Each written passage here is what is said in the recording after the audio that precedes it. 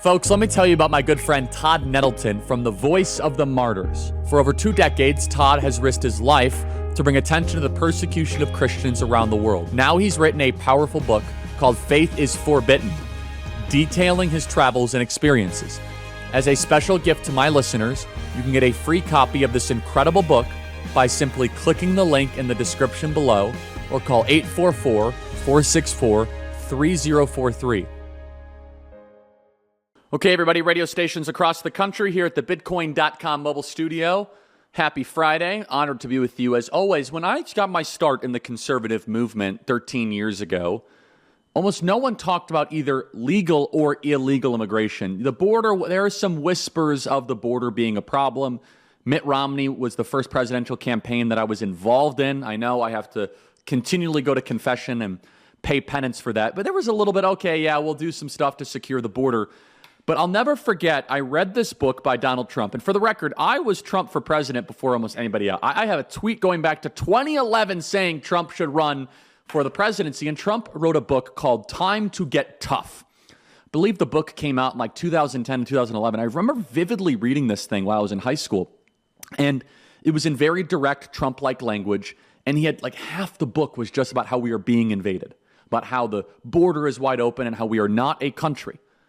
And we almost never talked about illegal immigration. We never talked about the foreigners that were flooding into our country. We were told that it was impossible to secure the border and you couldn't build a wall. And of course, we know that President Trump going down the golden escalator and talking about illegal immigration moved the Overton window. However, throughout that, and still to this day, there is another little tick that exists in the conservative movement. Almost nobody is on board for illegal immigration anymore. That just does not exist.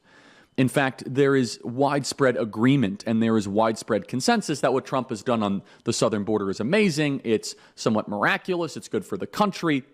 So that Overton window has moved. Thank you, Joe Biden, for moving public consensus. But still, when you go through some high society Republican donor circles, or even amongst some in the intelligentsia of the Republican Party, and some rank and file voters, they'll say, well, you know, we want to have more legal immigration, but as long as we have no illegal immigration.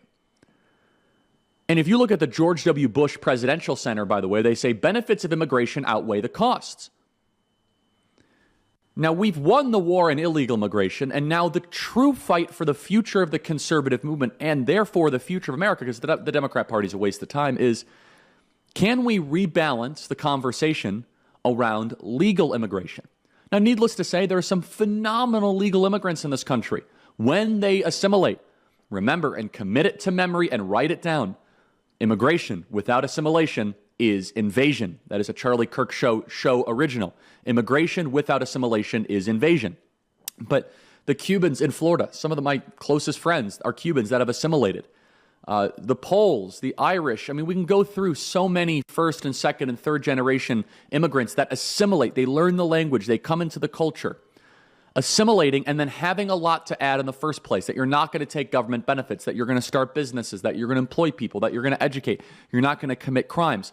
The problem, though, is that we have now embraced a third world immigration strategy with no questions asked, because we're told that we are a nation of immigrants when in reality we're a nation of settlers. And we're told that we must continue to drink from the guzzle of mass migration. And if you don't do that, you're anti-American and that you are a racist because diversity is our strength. In early 2025, the foreign-born share hit a record high in 14 states, while the foreign-born population hit record highs in 31 states. The United States needs to end illegal immigration. We know that, and then reduce legal immigration, because right now the biggest political threat in America is not illegal immigration. We have that done. We're going to get mass deportations. We have the funding for it. We just need to have the stomach for it. But right now, in America's biggest cities, we are looking to elect people that came here the right way. And if we're honest about this, it's not just the method of how you come into America, it's who is coming into America. Too many conservatives have fallen for this trap where they say, well, as long as you come here the right way, you're going to be welcome. That should not be the case. Ideology and worldview matters. We know, of course, Zohran Mamdani in the city of New York. That has been well covered, and we're going to keep on covering it. We've mentioned this a couple times, but you should also commit this name to memory. Omar Fattah. Omar Fattah is a Minneapolis mayoral candidate. Somalian, has now been endorsed by the Minneapolis and Minnesota Democrat Party. This is cut 439. This is the Minneapolis mayor candidate, Omar Fattah, who is an American citizen, and he says the real domestic threat in America is whites. Only in America do we import our biggest problems. Play cut 439. We heard them being called terrorists. We heard them being called drug dealers. We heard a lot of insults. We heard that they're a threat to our national security. And that's a flat-out lie. You want to know who the real threat is, Madam President? I'll give you a hint. They don't look like our chief author. They don't look like the folks up in the gallery. They don't look like the folks out in the rotunda. They look like many of the members that sit in the front. The greatest domestic threat facing the United States comes from, quote, racially or ethnically motivated violent extremists, specifically those who advocate for the superiority of the white race, not our immigrants. We are safer and we're better off because of them. They come here because of our generosity, and they heap disdain on us. This guy is likely to become the next mayor of Minneapolis. He and Zohran Mamdani and Sadiq Khan. Do you see a pattern here of what is happening? Cut 440, Minneapolis mayor candidate Omar Fattah calls Somalia our home, even though he was born in Washington, D.C. and raised here. We already know Ilhan Omar in U.S. Congress, and I've been told, oh, that's just an isolated incident. Well, now the mayor of Minneapolis is going to be in the same mold because we brought them here. Play cut 440. I understand that our Somali communities are all connected to each other here in Minnesota and back home, and I ask for your support. There's always been a link between our community here as well as back home. And I'm running to bridge that gap and unite all of us and represent all of us, because when we succeed here, we succeed everywhere. And I'm hoping to do that just like Abdrazak, inshallah. But the argument is always the economic argument. They say, oh, it's because of economic growth. Guys, I'm going to tell you right now, we're about to have an AI boom. We don't need to have a bunch of third worlders to have economic growth right now. Oh, the GDP goes up? Okay, what about GDP per capita? The United Kingdom is a perfect example of this. A perfect example. The UK had a similar GDP per capita, at least within a couple of points of the United States 10 or 20 years ago. Do you know that the United Kingdom is poorer than every single U.S. state per capita outside of Mississippi? When you run the numbers, third world migrants almost never work out net positive. And that's just the economic argument, let alone the cultural one. What's best for our kids? How about our quality of life? How about the crowding, the competition for housing? How about the lines at the ER? Or how about the rising anti-Christian and Jew hate we are seeing in our streets? Do you think Omar Fattah is going to help with the Jew hate that we are seeing? Of course not. But here is the kicker. It is time for us to smash and to crush this dogma that so many of us peddle. Oh, we need legal immigration. Do we?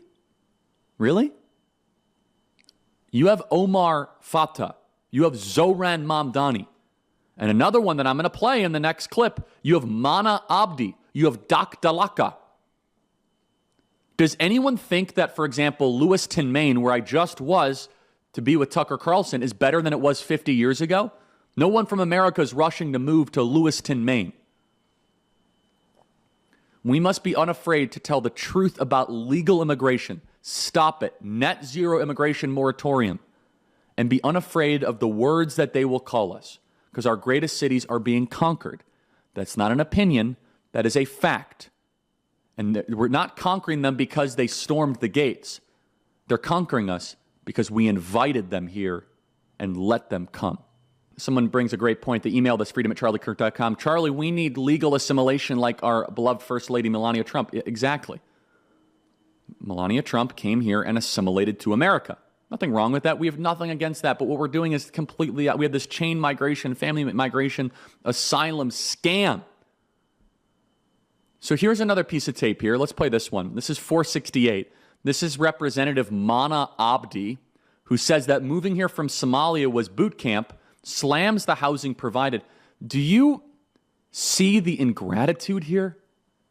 Look at the difference between these Somali migrants and some of the great Cubans or Venezuelans that came here. When I talk to Cubans that came here, they're like, I kissed the ground, I ate nothing for the first couple weeks, and I was fine with it. It's just there's a difference of this ingratitude immigration push that we're seeing. We've got to stop it. It is by migration. Okay, play cut 468, please. Anything. So coming into the States, everything from the snow to, the housing, the homes that we were all of a sudden occupying, everything was a shock, honestly. Every day was something new, and I'm like, oh my God, this is just getting worse. Yeah, So what state did you guys land, first of all? Kansas City. of all places. Yeah, it was like a boot camp for Maine, basically. Oh, really? Yeah, because it's just like, right, anyone who lives in Maine knows Maine and has ever visited Kansas, they will know what I'm talking about. It's just a lot.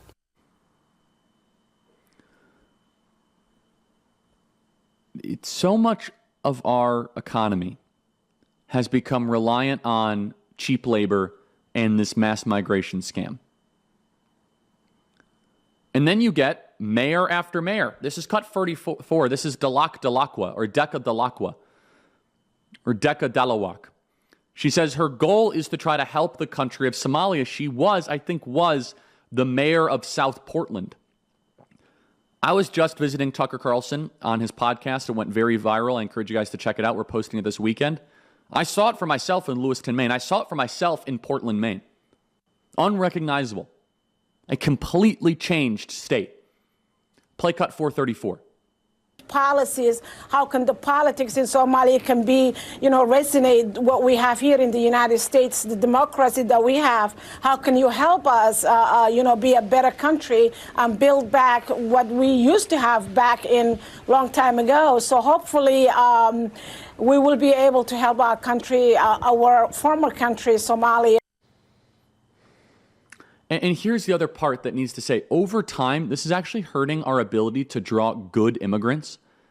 We get fewer and fewer requests from nice countries like Japan or South Korea or Singapore because they don't want to go live in a third world city or a third world pocket. It's just bad for everybody across the board. Everybody. And we are led to believe that, they're going to have mass assimilation over a period of time. There is no evidence to suggest that at all. And what we've seen, and it's growing rapidly, Minneapolis, it's growing in South Portland, Maine, it's growing in Lewiston, Maine, and of course in New York City. And look, Democrat rank and file white liberals, they're more than happy to vote for this stuff. There's no convincing them. They think they're being open and tolerant. Assimilation is harder and harder. 150 years ago, you couldn't call your country back in your old country. You couldn't fly back. You had to assimilate. Now you can fly back easily. You had to, quote unquote, burn the boats 150 years ago. The Somalis can now exist as basically a subgroup indefinitely, supported by a self-hating white liberal elite. So you have a self-hating white liberal elite that continually votes for this subgroup of Somali Muslims that are commanded and compelled to run for mayor's races, run for Congress.